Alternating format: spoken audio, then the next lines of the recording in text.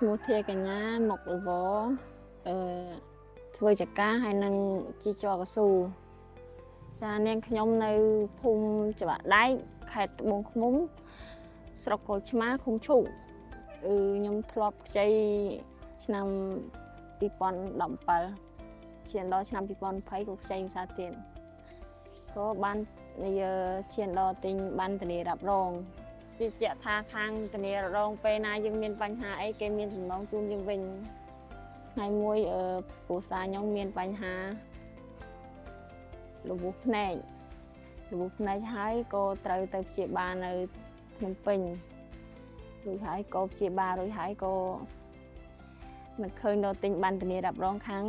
AMK ហើយក៏តាក់ទងទៅខាងលោកគ្រូ AMK រៀបឯកសារឲ្យគាត់ទៅគាត់ប្រាប់ឲ្យខ្ញុំឆែកមើលសារក្នុងទូរស័ព្ទគាត់បាញ់សារមកឲ្យខ្ញុំទៅដកលុយនៅខាងភ្នាក់ងារ AMK ក៏យកទូរស័ព្ទឲ្យភ្នាក់ងារ AMK មើលឲ្យគេដកលុយឲ្យភ្លាម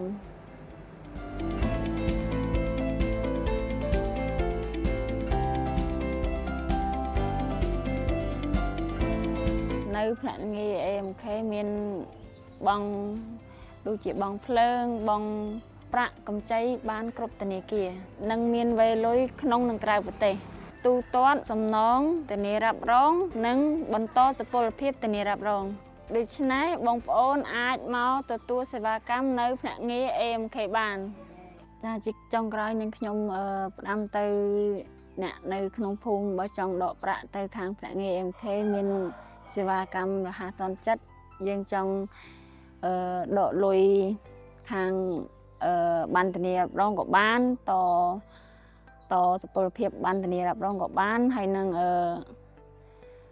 វេលុយក៏បានហើយបងភ្លើងក៏បាន